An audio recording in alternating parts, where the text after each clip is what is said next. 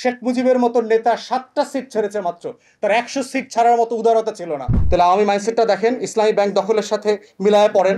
আপনি গোয়েন্দা সংস্থা দিয়ে ব্যাংক দখল করলেন, কু করে ফেললেন। তুমি সরকারি বিশ্ববিদ্যালয়, তুমি অপর। তুমি প্রাইভেট বিশ্ববিদ্যালয়, তুমি অপর। তুমি মাদ্রাসা, তুমি আলেম, তুমি জুব্বা পাঞ্জাবি পরে, তুমি অপর। তুমি শহরে অথবা তুমি গ্রামীণ, তুমি অপর। এই অপরায়ণ থেকে বের হয়ে এসে একটা ইনক্লুসিভ আইডেন্টিটি ফর্ম করতে হবে, সেটা হচ্ছে আমার পিপলস রিপাবলিক অফ বাংলাদেশ। এটা ফর্ম করা আছে, we just have to be part of ইট।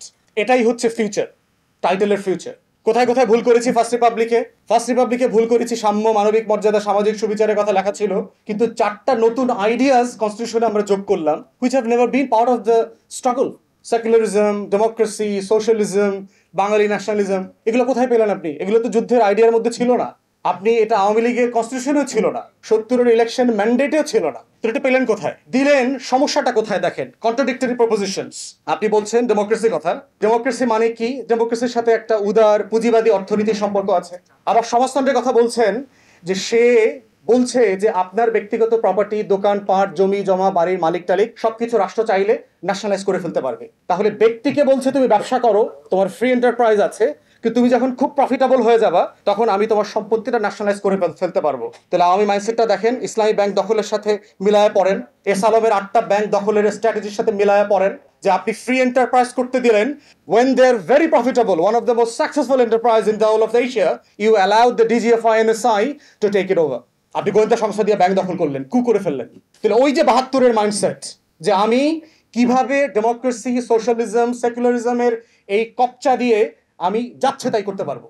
আপনি গণতন্ত্র রাখলেন, তো গণতন্ত্র দিয়ে কি করেছেন? 73-এর মার্কা নির্বাচন করেছেন, যেখানে জাসদের 30,000 প্লাস লোককে হত্যা করতে হয়েছে।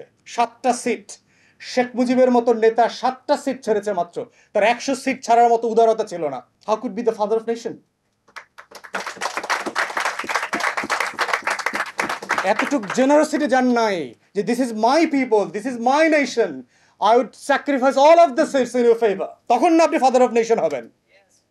7টা সিট জিতছে মাত্র, পিটায়া পাটায়া। 73-এ ডাকসু নির্বাচন হয়েছে, ডাকসুর মানে ব্যালট বক্স পর্যন্ত ছাত্রলীগের পলাবান ইয়ে নিয়ে আসছে। Different names and different eras come back. এটাই হয়। হাসিনা হয়ে হিটলার ফিরে আসে বারবার, শেখ মুজিব হয়ে হিটলার বারবার ফিরে আসে, ফ্যাসিবাদের আকারে ফিরে আসে, নাৎসিবাদের আকারে ফিরে আসে, বাকশালের আকারে ফিরে আসে। তাই ফিউচারের রিফ্লেকশন হচ্ছে অতীতকে কানেক্ট করতে হবে।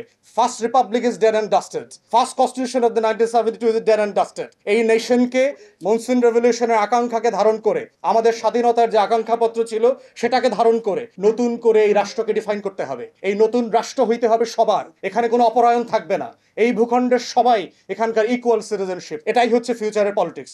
সবাইকে অসংখ্য ধন্যবাদ। সালাম আলাইকুম।